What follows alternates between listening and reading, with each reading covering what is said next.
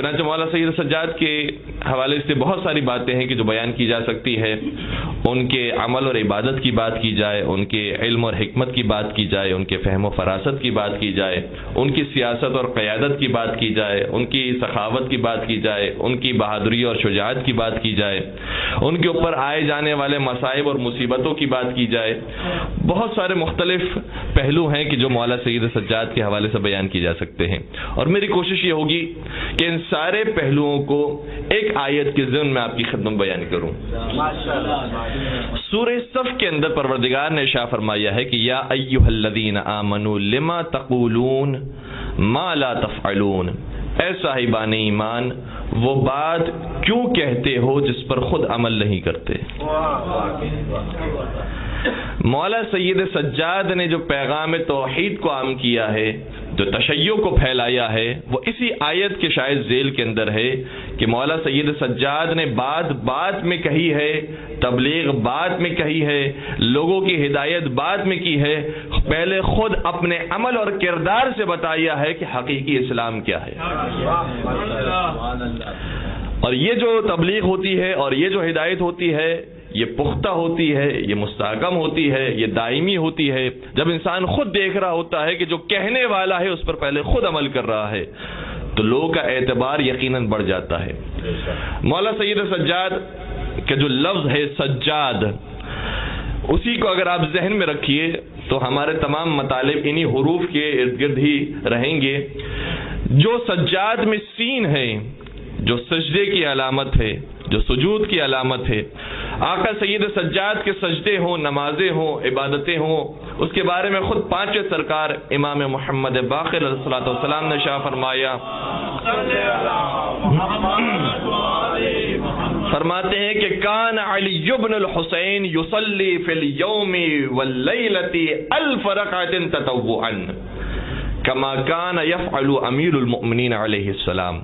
بیان فرماتے ہیں کہ ہمارے بابا امام سید سجاد دن و رات میں 1000 رکعت نماز پڑھا کرتے تھے. اور 1000 رکعت کو انسان ادا تو بہت آسانی سے کر جاتا ہے کیونکہ صرف صفر کا اضافہ کرنا ہوتا ہے, لیکن اگر اس کا اندازہ کرنا ہو کہ 1000 رکعت نماز پڑھنا یہ کیسا مرحلہ ہوتا ہے تو شب قدر میں 100 رکعت نماز پڑھ کے محسوس کیجئے گا. اور یقیناً آپ نے کی ہوں گی محسوس کہ جب انسان 100 رکعت نماز پڑھتا ہے تو کیا کیفیت ہوتی ہے. مولا سید سجاد روزانہ 1000 رکعت نماز پڑھا کرتے, اور یہ نمازیں اس وقت تک ہو ہی نہیں سکتی, اور اتنی شوق کے ساتھ, اتنی طلب کے ساتھ انسان نماز کے لیے کھڑا ہی نہیں ہو سکتا جب تک اس کے دل میں عشق معبود موجود نہ ہو. مولا سید سجاد کے دل میں اور تمام ائمہ علیہم السلام اور انبیاء کرام کے دلوں کے اندر وہ عشق توحید, وہ عشق عبادت موجود تھا کہ جس کے بعد 1000 رکعت نماز پڑھنا بھی ان کے لیے آسان تھا. یہ تو دن کی کوتاہی ہے کہ یہ 24 گھنٹے کا ہوتا ہے اور اس میں 1000 سے زیادہ انسان رکعتیں نہیں پڑھ سکتا, ورنہ اگر دن طولانی ہو جاتا تو ان کی نمازیں بھی طولانی ہو جاتی. اور کسی نے کیا خوب کہا کہ گھر گھر میں مصلی کبھی آباد نہ ہوتے, دنیا میں اگر سید سجاد نہ ہوتے.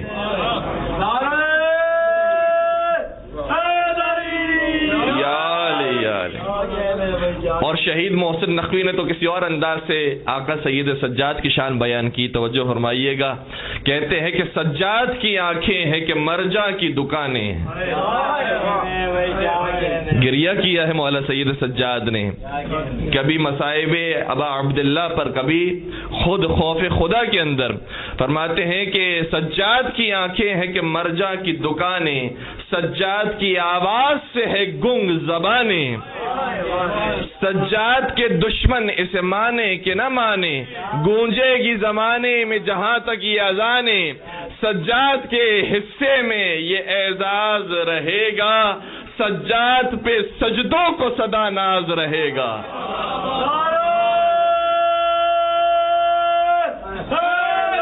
یا علی یا علی یا علی. آقا سید سجاد کی نمازیں وہ ہیں کہ انسان اس وقت تک ادا ہی نہیں کر سکتا جب تک عشق معبود, عشق خدا موجود نہ ہو. اور پھر مولا سید سجاد کی نماز کی کیفیت عجیب ہوتی تھی کہ جب اذان کی آواز بلند ہوتی تھی مولا لرزنے لگتے تھے. کسی نے سوال کیا کہ کس بات کا خوف ہے, کیوں ڈر رہے ہیں؟ کہا کہ سلطان السلاطین نے آواز دی ہے, سلطان السلاطین نے اپنی بارگاہ میں بلایا ہے, لہذا اس کی بارگاہ میں جا کر جواب دینا ہے, لبیک کہنا ہے. اور جب وضو فرماتے تھے تو اس قدر گریا کرتے تھے کہ وضو کی پانی کے اندر مولا کا اشک جاری ہو جاتا تھا اور وہ مل جایا کرتا تھا.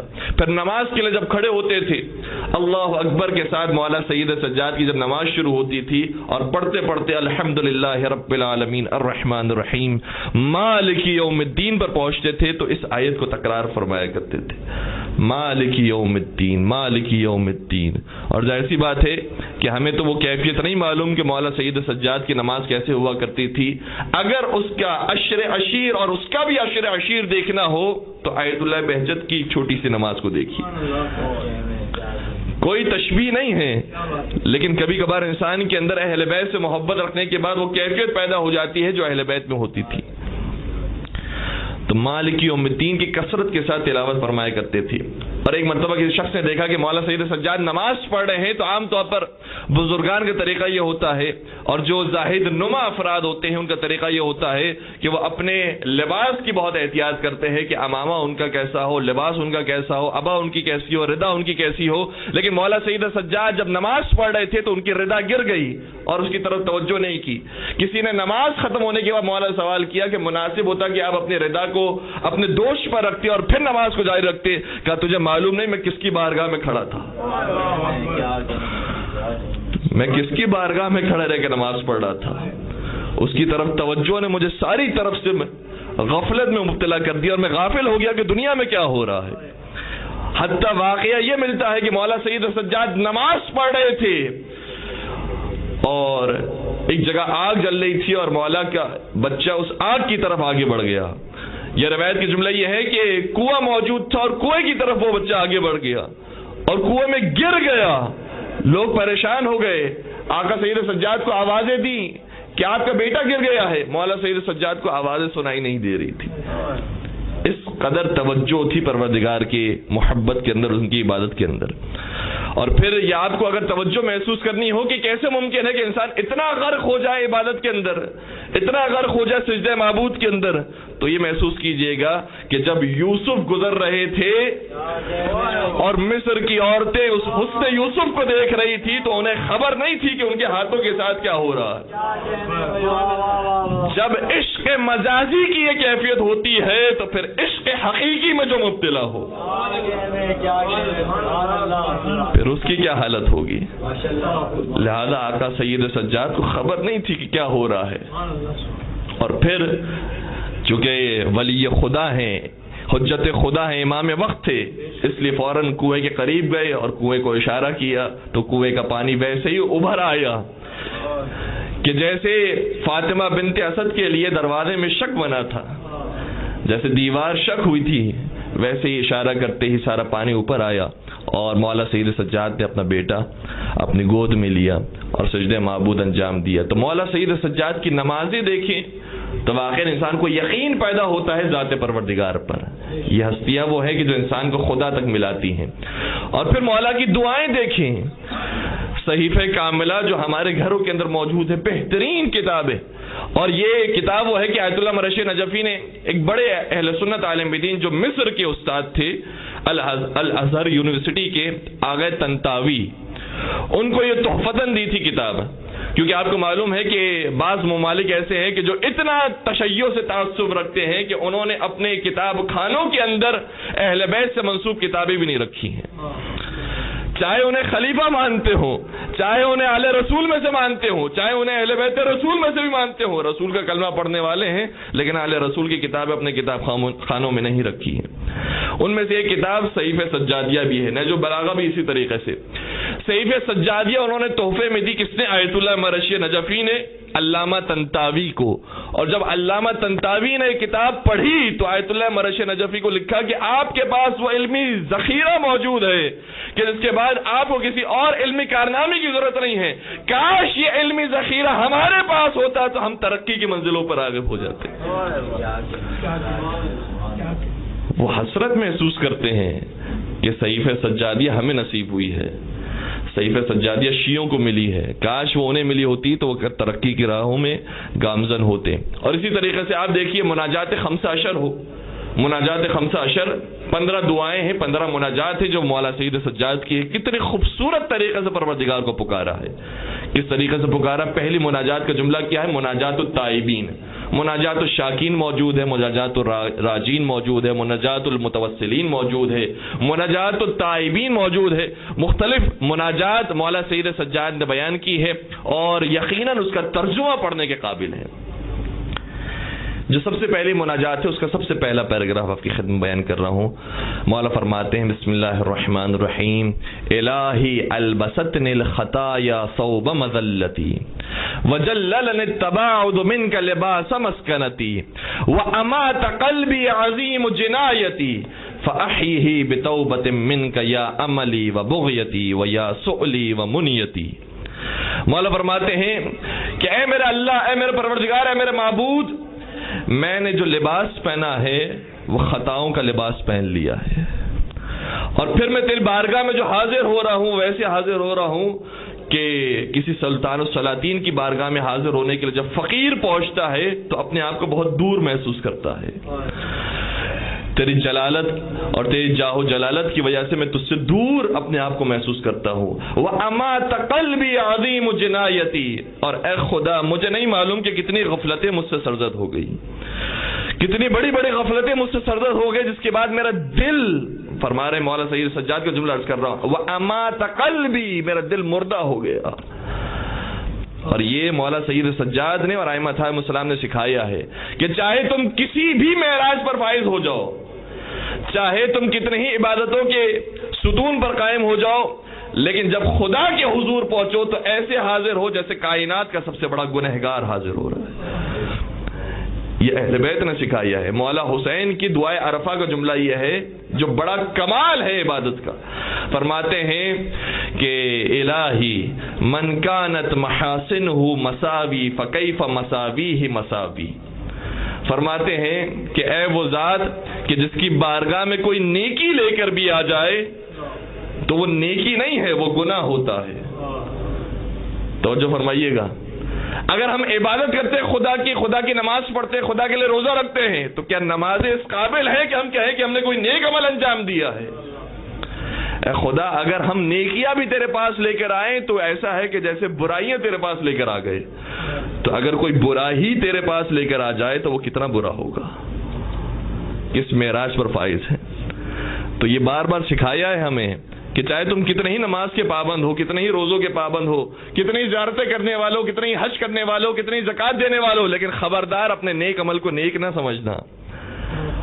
اور کتنے ہی افراد ایسے ہوں جو تم سے پست ہوں، پائین ہو، تمہارے مقابلے میں ان کی نیکیاں کم ہوں، لیکن یہی تصور کرنا کہ ایک مرتبہ اگر اس نے کہہ دیا استغفر اللہ ربی واتوب الیہ، تو جس نے اعتراف کر لیا اس کا کیا مقام ہو جائے گا خدا کے نزدیک، ویسا مقام ہمارا نہ ہو۔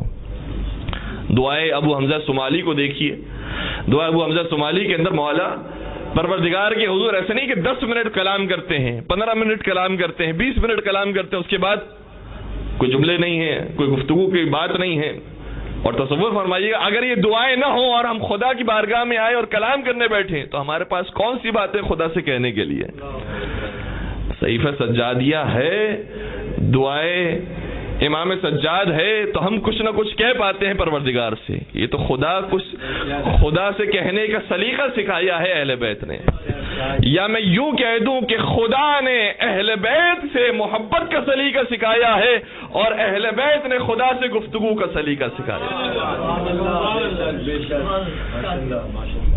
اور پھر دعائے ابو حمزہ صومالی کی معراج پر پہنچنے کے بعد کس قسم کے جملے ہیں جو مولا سید سجاد کی زبان سے جاری ہوتے ہیں، جو میں حقیر سا انسان اگر ترجمہ بھی کرنے بیٹھوں تو میرے رونٹے کھڑے ہو جاتے ہیں۔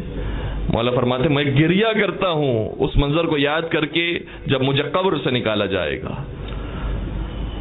اور جب قبر سے نکالا جائے گا تو میرے دائیں ہاتھ میں یا بائیں ہاتھ میں نامہ اعمال کو رکھا جائے گا۔ عریانا ذلیلا حقیرا، ایسے جملے ہیں کہ جس کا ترجمہ میں یہاں پر آپ کی خدمت بیان نہیں کر سکتا۔ خود انسان پڑھے، خلوت کے اندر پڑھے، کہ کیسے کیسے جملے ہیں کہ جو مولانا سید سجاد نے خدا کے حضور بیان فرمائے ہیں. اور یہ اہل بیت کا کرم ہے, توجہ فرمائیے گا, یہ اہل بیت کا کرم ہے کہ دعا ہے مولانا سید سجاد کی, لیکن اس دعائے مولانا سید سجاد کو ہم دعائے سید سجاد نہیں کہتے, دعائے ابو حمزہ صومالی کہتے ہیں. بیدار رہیے گا, ہم دعائے سجاد کو دعائے ابو حمزہ صومالی کہتے ہیں. یہ بالکل ایسے ہی ہے کہ جیسے دعائے امیر المومنین کو دعائے کمیل کہتے ہیں. اہل بیت کا در یہ ہے کہ جس در سے کوئی دعا لے کر چلا جائے تو صرف دعا نہیں لیتا, پھر نام بھی اسی کا ہو جاتا ہے, پھر دعا بھی اس کی ہوتی ہے اور نام بھی قیامت تک اس کا جاری رہتا ہے. درود پڑھ دیجئے محمد و آل محمد.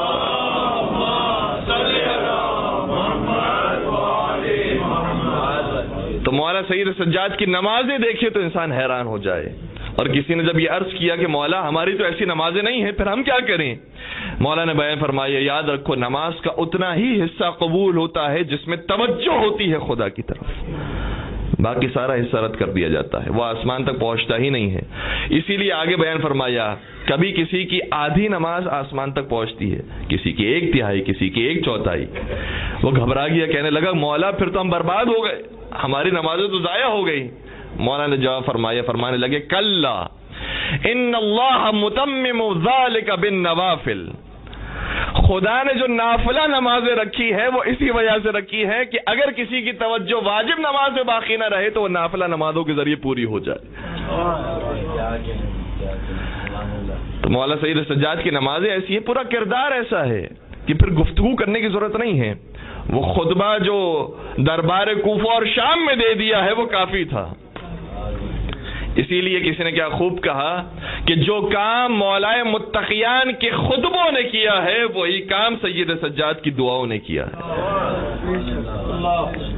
لوگ یہ سمجھ رہے تھے کہ ہم نے انہیں شکست دے دی ہے, اب یہ ختم ہو گئے ہیں, برباد ہو گئے ہیں. اور یہ روایت کا جملہ یہ ہے کہ مولا حسین کی شہادت کے بعد کوئی باقی نہیں تھا سوائے 3 افراد کے, جو شیعہ ہوں, جو محب ہوں, جو چاہنے والے ہوں اہل بیت کے. صرف 3 افراد بچ گئے تھے, باقی سب ختم ہو گئے تھے.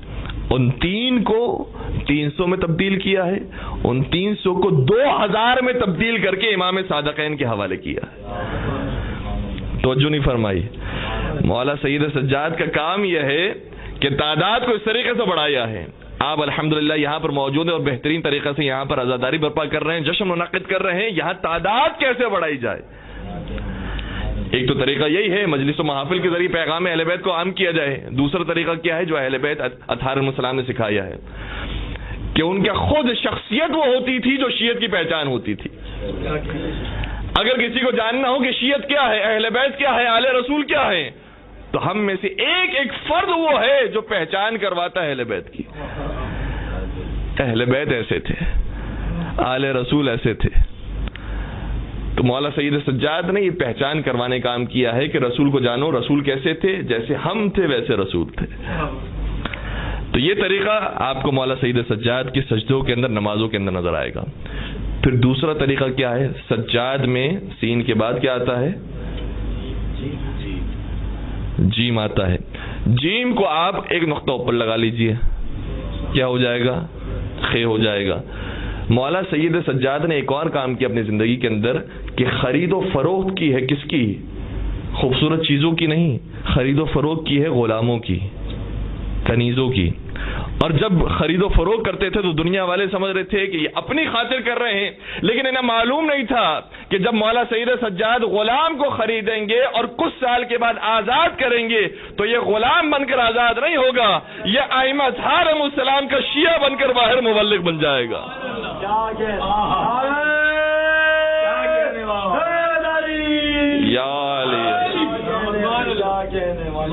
دنیا والے کیا سوچ رہے تھے اور مولا سید سجاد نے کس طریقے سے کام کیا ہے.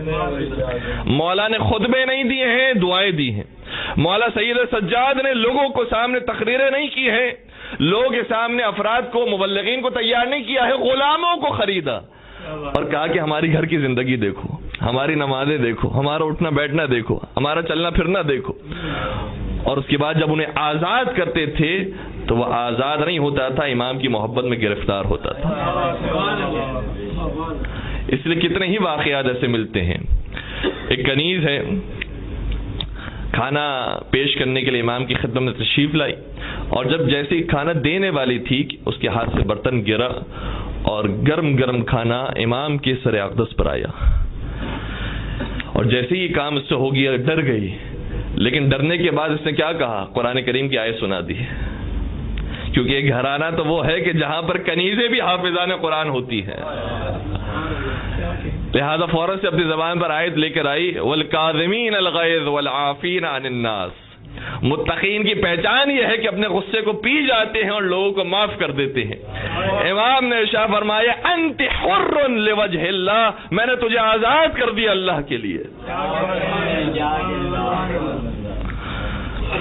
اور اسی طریقے سے غلام کا بھی اس سے ملتا جلتا واقعہ ہے، وہ بھی امام کی خدمت میں کھانا لے کر آئے، اور امام کا طریقہ یہ تھا کہ غلاموں کے ساتھ بیٹھ کر کھانا کھایا کرتے تھے۔ اب جب دسترخوان بچھا ہوا ہے، اس کے اندر بہت بڑی تعداد کے اندر لوگ موجود ہیں، اچانک سے بچہ گزرا اور امام ہی کا بچہ تھا، امام ہی کا فرزند تھا، اور جہاں جو شخص کھانا لے کر آ رہا تھا اس سے ٹکرا گیا، اور جیسے ٹکرانا تھا کھانا اس بچے کے اوپر آیا، اور اس دیگ کا یا اس برتن کا وزن اور اس کی گرماش اتنی زیادہ تھی کہ بچہ نہ صرف زخمی ہو گیا بلکہ شہید ہو گیا۔ اب بچہ اگر مر جائے تو کیفیت کیا ہوتی ہے؟ ہمارا تو شاید چھوٹا سا بھی کوئی مسئلہ بچوں کی وجہ سے خراب ہو جائے تو جتنا غصہ ہوتا ہے وہ کمزوروں پر ہی نکلتا ہے۔ اس وقت وہ جب گھبرا گیا، امام نے شاہ فرمایا انت حر لأنک لم تعتمد، تو آزاد ہے کیونکہ تو نے جان بوجھ کر یہ غلطی نہیں کی ہے، اور امام نے اس موقع پر اسے آزاد کر دیا۔ اب ایسا شخص جو ایسے موقع پر آزاد ہوگا وہ آزاد ہوگا یا امام کو غلام ہوگا؟ امام کی محبت میں غلام ہو جائے گا۔ اور پھر یہ ہر سال کا طریقہ ہوتا تھا امام کا کہ ماہ رمضان کی جو آخری رات آتی تھی، جو عید کی رات ہوتی تھی، شب عید، اس وقت سارے غلاموں کو، سارے کنیزوں کو جمع کرتے تھے اور یہ دعا کرواتے تھے، کہتے تھے کہ یہ دعا کرو سید سجاد کے لیے کہ جس طریقے سے سید سجاد نے تمہاری خطاؤں کو معاف کر دیا، پروردگار سید سجاد کی خطاؤں کو معاف کر دیا۔ اور میں نے آج عید کے دن سب کو آزاد کر دیا۔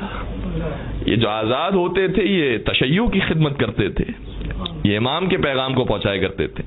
تو ایک طریقہ امام کے پیغام کو پہنچانے کا دعاؤں کے ذریعے، دوسرا طریقہ غلاموں کے ذریعے، کنیزوں کے ذریعے، تیسرا طریقہ امام کا خود کا اخلاق اتنا خوبصورت ہے کہ کوئی خاص تبلیغ کرنے کی ضرورت نہیں ہے، کچھ آ کر قال رسول اللہ اور آیت قرآنی سنانے کی ضرورت نہیں ہے۔ پورے مدینے کے اندر یہ عجیب کیفیت طاری تھی، روایت کے اندر ملتا ہے کہ عجیب ماحول تھا کہ ہر رات جو بھی غریب ہوتا تھا، فقیر ہوتا تھا، اس کے گھر پہ کھانا آ جایا کرتا تھا۔ اب لوگوں کو کھانے سے مطلب ہے، دینے والے سے مطلب نہیں، وہ کھانا کھائے جا رہے ہیں، ایک عرصے سے کھانا کھائے جا رہے ہیں، یہاں تک کہ امام کا ایک چچا زاد بھائی ہے، وہ امام کے پاس بار بار آ کر یہ کہتا ہے کہ مولا آپ میری مدد نہیں کرتے، آپ میری کوئی ہیلپ نہیں کرتے، اور امام یہ نہیں بیان فرماتے کہ ہر رات جو کھانا تمہارے گھر پر پہنچاتا ہے وہ میں ہی ہوتا ہوں، بیان نہیں فرماتے۔ امام سنتے رہتے ہیں سکون سے، کہتے ہیں انشاءاللہ خدا تمہاری مدد کرے گا۔ یہاں تک کہ مدینے والوں نے بھی اور اس شخص نے بھی محسوس کیا کہ فلما مات علی بن الحسین فقدوا ذلک، جب سید سجاد کی شہادت ہو گئی اس وقت لوگوں کو احساس ہوا کہ جو کھانا دینے والا تھا وہ کوئی اور نہیں تھا، وہ حسین کا بیٹا سید سجاد۔ اور پھر جب مولا امام باقر غسل دے رہے ہوتے ہیں تو غسل دیتے دیتے لوگ بھی موجود تھے، کسی نے سوال کیا کہ آقا یہ امام کے جو پیشانی پر نشان ہے تو وہ تو واضح ہے کہ مولا سید سجاد کثرت سے سجدے کیا کرتے تھے، اور مولا کا لقب بھی تھا ذو الصفنات، یعنی وہ جگہ کے جو اعضائے سجدہ شمار ہوتی ہیں وہ اتنی سخت ہو جاتی تھی کہ اسے کاٹنا پڑتا تھا،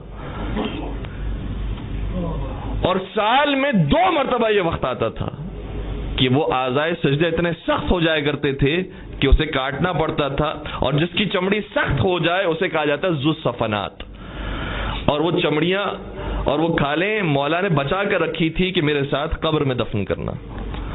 مولا سید سجاد کی کیفیت تھی، اور آپ محسوس کریں گے کہ شاید آج کی دنیا میں کوئی شخص ایسا مل جائے کہ زندگی میں اس کے ساتھ ایک مرتبہ یہ پیش آ جائے کہ اس کی اعضائے سجدہ اتنے سخت ہو جائیں کہ اسے کٹوانا پڑے تو ہماری نظر میں وہ سب سے بڑا عارف ہوگا.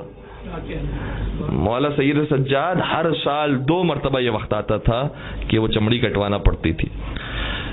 لوگوں نے کہا کہ اے امام باقر، ہم تو جانتے ہیں کہ آقا سید سجاد کی پیشانی پہ جو نشان ہے وہ تو سجدے کا ہے، لیکن ان کی پشت پر کون سا نشان ہے؟ ان کی پشت پر یہ کیسا نشان ہے؟ تو ویسے تو کئی سارے جوابات ہیں جو روایتوں کے اندر آئے ہیں، لیکن جو ہمارے موضوع سے منسلک ہے، ایک روایت کا جملہ یہ ہے کہ امام باقر نے بیان فرمایا کہ یہ وہ نشان ہے کہ جو ہمارے بابا راتوں رات نکلا کرتے تھے اور غریبوں کو کھانا دینے کے لیے بوریوں کے اندر روٹیاں رکھا کرتے تھے، وہ ان بوریوں کے نشانات ہیں جو ہمارے بابا کی پشت پر ہیں. تو مولا سید سجاد کی مطلب پشت زخمی ہوئی ہے اس وجہ سے بھی. اور پھر اس بات کو محسوس کریں کہ اس کا عشر عشیر بھی زندگی میں کہاں موجود ہے.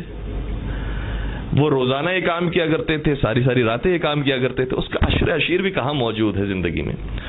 تو اگر کوئی امام کی شبیہ بن جائے، امام کا حقیقی غلام بن جائے، تو پھر تشیع کی تبلیغ کرنے کی ضرورت نہیں ہے، خود بخود لوگ اہل بیت کے چاہنے والے ہو جائیں گے. تو مولا سید سجاد کا اخلاق ایسا تھا.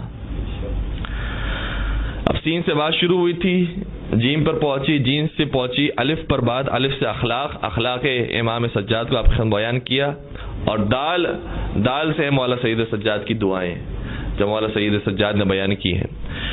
مولا سید سجاد کا ایک اور طریقہ یہ تھا تبلیغ دین کرنے کا کہ بہت زیادہ سفر کیا کرتے تھے، مدینے سے باہر نکلا کرتے تھے. اب مدینے کے اندر تو لوگ جانتے ہیں کہ آقا سید سجاد کی سیرت کیا ہے، اور کچھ عرصے ملاقات کر لی مولا سید سجاد سے، شیعہ بن گیا. لیکن اب دنیا والوں کو بھی تو شیعہ بنانا ہے، دنیا والوں تک بھی تو رسول کا اور قرآن کا پیغام عام کرنا ہے. لہذا مولا کثرت سے سفر کیا کرتے تھے. مدینے سے عمرے پر جایا کرتے تھے، مدینے سے حج پر جایا کرتے تھے، مدینے سے زیارت کربلا پر جایا کرتے تھے، مدینے سے زیارت امیر المومنین پر جایا کرتے تھے. اور جو اس سفر میں مولا کو دیکھتا تھا وہ پھر مولا کا عاشق ہو جاتا تھا. مولا کاروان کے اندر جاتے تھے اور اپنی پہچان نہیں کرواتے تھے، اور عام طور پر انتخاب کرتے تھے ان کاروانوں کا کہ جو جانتے ہی نہیں تھے کہ یہ کون ہے. اب مولا سید سجاد اس کاروان کے اندر موجود ہیں. کبھی کسی کاروان کے یہاں کسی کو بوجھ اٹھانے کی ضرورت پیش آتی ہے، سامان اٹھانے کی ضرورت پیش آتی ہے، تو مولا کو کہہ دیتا ہے پتہ نہیں کہ کون ہے. کہتے ہیں کہ آپ ہماری مدد کیجئے. مولا مدد کرتے ہیں. کہا فرزند رسول، کا حسین کے لال، کا علی کے پوتے، زین العابدین سید الساجدین. قیامت کے میدان میں آواز دی جائے گی این زین العابدین، عبادت کرنے والوں کی زینت کہاں ہے؟ انبیاء موجود ہوں گے، ائمہ موجود ہوں گے، اگر کوئی بلند ہوگا تو وہ حسین کا لالا سید سجاد ہوگا. وہ سید سجاد جو معراج پر فائز ہے عبادتوں کی. لوگ ہی کام کر رہے ہیں، برتن دھونے کی ضرورت پیش آتی ہے، کبھی مالش کرنے کی ضرورت پیش آتی ہے، ایسے کام انجام دے رہے ہیں. اور اگر پتہ چل جاتا تھا کسی کو کسی موقع پر کہ کوئی معمولی شخص نہیں، علی ابن الحسین ابن علی ابن ابی طالب ہے، تو اگلا دن آتا تھا، لوگ تلاش کرتے تھے کہ اب سید سجاد کہاں ہیں. اس کاروان میں سجاد نظر نہیں آتے تھے. ایک کاروان کو چھوڑ کر دوسرے کاروان میں شامل ہو جاتے تھے، دوسرے سے تیسرے کاروان میں شامل ہو جاتے تھے، اور یہ کاروانوں میں جو شامل ہوتے تھے تو پورے کاروان کو شیعہ بنا جاتے تھے. اس طریقے سے شیعت ترقی پا رہی ہے. کتنے طریقے ایسے ہیں کہ جو امام نے تبلیغ کے سکھائے ہیں. ممبر تو بہت بڑا ذریعہ ہے، ممبر بہت بڑا ذریعہ ہے آج کے زمانے میں، لیکن صرف یہی ایک ذریعہ نہیں ہے. کتنے اور ذریعے ہیں، کتنے اور طریقے ہیں اہل بیت علیہ السلام کے دین کی تبلیغ کرنے کے. اور کوئی شخص جب پہنچتا مکہ کے شہر میں داخل ہوتا تو مولا سید سجاد کو دیکھتے کہ مولا طواف انجام دے رہے ہیں، مولا وہاں پر نمازیں پڑھ رہے ہیں. ایک مرتبہ ہشام بن عبد الملک بن مروان جو حاکم وقت تھا، ظالم بادشاہ تھا، وہ بھی اس سال حج کرنے کے لیے آیا. امام بھی موجود ہے حج کرنے کے لیے، اور کون آیا؟ ہشام بن عبد الملک بن مروان، مروان کا پوتا علی کے پوتے کے سامنے آیا. اب جب اس نے دیکھا خانہ کعبہ کے پاس تو اتنی بھیڑ لگی تھی، اتنا جمع غفیر تھا کہ وہ طواف نہیں کر سکا. وہ وہاں کھڑے رہ کر حجر اسود کو بوسہ نہیں دے سکا. وہ وہاں قریب کھڑے رہ کر نماز نہیں پڑھ سکا، لیکن کیا دیکھا کہ ایک اسی مجمع کے اندر جوان ہے جو طواف کرتا ہے تو اس کے پیچھے پیچھے جمعیت چلتی ہے، اس کے پیچھے پیچھے لوگ چلتے ہیں، اور جب اس کا طواف مکمل ہوتا ہے اور وہ حجر اسود کو بوسہ دینے کے لیے جاتا ہے تو اسے تو جگہ نہیں ملی تھی، لوگ اس کے لیے ایسے جگہ بناتے ہیں جیسے فاطمہ بنت اسد کے لیے خانہ کعبہ نے جگہ بنائی، اور وہ داخل ہوتا ہے اس مجمع کے اندر اور حجر اسود کو بالکل سکون کے ساتھ بوسہ دیتا ہے اور سکون کے ساتھ کھڑے رہ کر قریب نماز پڑھتا ہے۔ ہشام بن عبد الملک نے ایک مرتبہ کہا کہ یہ کون ہے کہ اس کے اتنے چاہنے والے، اس کے لیے اتنی جگہ دینے والے، اس کے لیے اتنی دل میں عزت رکھنے والے، یہ کون ہے؟ جانتا تھا کہ کون ہے، جانتا تھا کہ علی کا پوتا ہے، حسین کا لال ہے، جانتا تھا، لیکن تجاہل عارفانہ سے کام لیا، کہا کہ یہ کون ہے کہ جس کے لیے اتنے شان و شوکت کا انتظام ہو رہا ہے۔ تو اس وقت ایک مشہور شاعر فرزدق موجود تھا۔ فرزدق، اس کا نام یقیناً آپ نے سنا ہوگا، یہ شاعر اہل بیت بھی ہے اور حافظ قرآن بھی ہے۔ مولا متقیان نے سے کہا تھا، فرمایا تھا کہ جس طریقے سے تو اہل بیت کے لیے مدحت سرائی کرتا ہے اسی طریقے سے قرآن کریم کی آیتوں کی بھی تلاوت کیا کر، اور یہ مولا کے فرمان کو سن کر حافظ قرآن بنا ہے۔ فرزدق اس مقام پر موجود تھا، کہنے لگا میں جانتا ہوں یہ کون ہے۔ تو نہیں جانتا یہ کون ہے؟ میں بتاتا ہوں یہ کون ہے۔ انت الذی ودعت انت الذی سجدت بدحاہ وطعتا وانت الذی تعرف الحل والحرم، یہ وہ ہے کہ جس کو مکے کی خاک بھی سجدہ کرتی ہے اور بیت خدا بھی اس کے قدم بوسی کرتا ہے، اور چاہے خدا کا حل ہو یا خدا کا حرم سب اس کے سامنے سجدہ ریز ہو جاتے ہیں۔ اس کو دنیا کا ایک ایک ذرہ جانتا ہے، اور تو مجھ سے سوال کرتا ہے کہ یہ کون ہے، تو میں بتاتا ہوں یہ وہ ہے، ھذا التقی النقی العلی الطاہر العلم، یہ وہ ہے جو تقی بھی ہے، یہ نقی بھی ہے، یہ پاک و پاکیزہ بھی ہے، اور یہ پورے دین اسلام کی بنیاد بھی ہے۔ اور محمد و آل محمد صلوات اللہم صل علی محمد و آل محمد وعجل فرجہم۔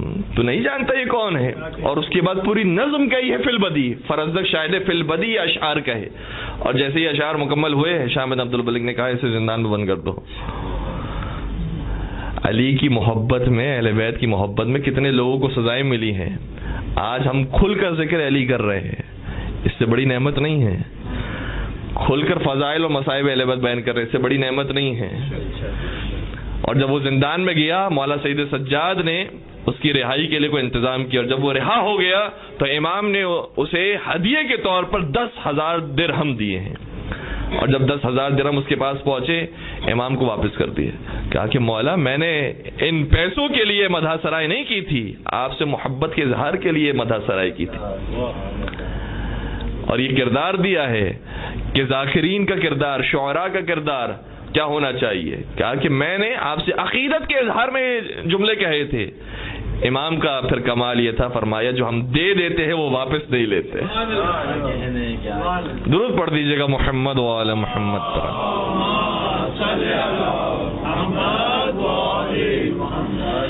تو آقا سید سجاد کی کسی بھی گوشے کو آپ دیکھ لیجئے، کس طریقے سے مولا سید سجاد نے سکھایا ہے کہ تم کسی بھی مرحلے پر ہو آسانی سے تبلیغ دین، تشیع کو پھیلاؤ کر سکتے ہو۔ اور الحمدللہ آپ جس مقام پر موجود ہیں وہاں پر تو ذرائع اب موجود ہیں اور حاصل ہیں سبھی کو، اور پھر جدید دور کے اندر تو اب واٹس ایپ آ گیا ہے، فیس بک آ گیا ہے، اور کتنی ہی اور چیزیں، سوشل میڈیا آ گیا ہے۔ کوئی بھی اچھی بات جو اہل بیت سے منسوب ہو، جو اسلام سے منسوب ہو، اسے ترویج دیں، اسے پھیلائیں، یہی بہت بڑی تبلیغ ہے۔ اب تو ہم محتاج نہیں ہیں کسی چیز کے، اب بہت ساری چیزیں ہماری آج کی دنیا کے اندر آسان ہو گئی ہے، لہٰذا کوئی بھی اچھی بات، کوئی بھی اچھا پیغام ملے اسے کوشش کریں کہ اسے منتشر کریں۔ اور پھر سب سے بڑا پیغام یہی ہے جو قرآن کریم کی آیت نے دیا کہ لما تقولون ما لا تفعلون، وہ بات کہو جس پر پہلے عمل کرنے والے ہو۔ مولا سید سجاد نے ایک رسالہ دیا ہے جس کا نام ہے رسالہ حقوق، واقعاً پڑھنے کے قابل ہے۔ 50 حقوق اس کے اندر بیان کیے گئے ہیں، اور کس خوبصورتی کے ساتھ بیان کیے ہیں۔ سب سے پہلے تو اللہ کا حق ہے ہماری گردن پر، پھر خود ہماری زندگی کا حق ہے ہماری گردن پر، پھر زبان کا حق، پھر کان کا حق، پھر آنکھوں کا حق، پھر ہاتھوں کا حق، پھر پیروں کا حق، پھر شکم کا حق، اور وہ حقوق کے جو دنیا والے سوچ بھی نہیں سکتے. دنیا والے کون سے حقوق کی بات کرتے ہیں؟ دنیا والے تو بات ہی شروع کرتے ہیں کہ دوسروں کے حق کیا ہے تمہاری گردن پر. مولا نے اس کی بات تو بعد میں بیان کی ہے، پہلے کہ تمہارا خود اپنے اعضاء و جوارح کا کیا حق ہے تمہاری گردن پر. یعنی لوگ بات کرتے ہیں ہیومن رائٹس کی، اور مولا سید سجاد نے بات کی یونیورسل رائٹس کی. دنیا کی ایک ایک چیز کا حق ہے تمہاری گردن پر.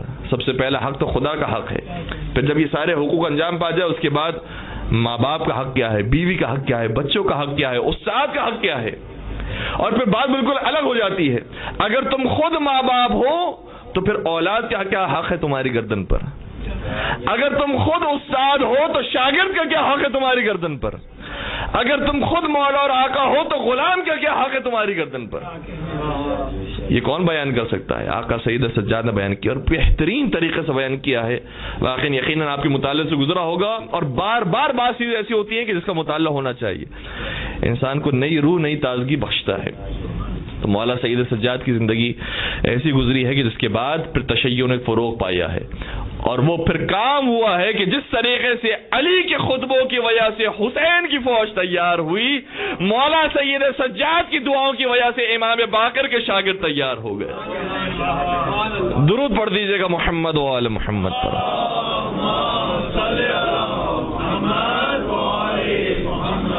بس عزیزان گرامی، دعا کرتے ہیں خدا سے کہ جس طریقے سے یہ فرش عزا ہمیں نصیب کیا ہے، دنیا جہاں کے اندر جہاں جہاں فرش عزا بچھایا جاتا ہے وہاں پر آنے والے مومنین کی جائز شرعی حاجات کو پورا فرما، ان کی توفیقات میں اضافہ فرما، ان کی حفاظت فرما. پالنے والے جہاں جہاں شیعان حیدر کرار آبادن تمام کی جان مال عزت و آبرو کی حفاظت فرما. سیرت مولا سید سجاد پر عمل پیرا ہونے کی ہم سب کو توفیق عطا فرما. محبت اہل بیت سے ہمارے دلوں کو سرشار فرما. ان کے حکم پر چلنے کی ہم سب کو توفیق عطا فرما. قرآن کریم کی محبت کو دلوں میں بیدار فرما. پالنے والے قرآن کریم پڑھنے کی، اس پر عمل کرنے کی ہم سب کو توفیق نصیب فرما. پالنے والے کربلا معلیٰ کی زیارت، جنت البقیع کی زیارت، جہاں جہاں معصومین کے قبور موجود ہیں ان تمام قبور کی زیارتیں ہم سب کو نصیب فرما. شام کی زیارت ہم سب کو نصیب فرما. پالنے والے جنت البقیع کے مسمار مزارات کی تعمیر نو کے اسباب جلد از جلد پیدا فرما. پالنے والے مریضوں کو شفاء کامل اور عاجلہ نصیب فرما.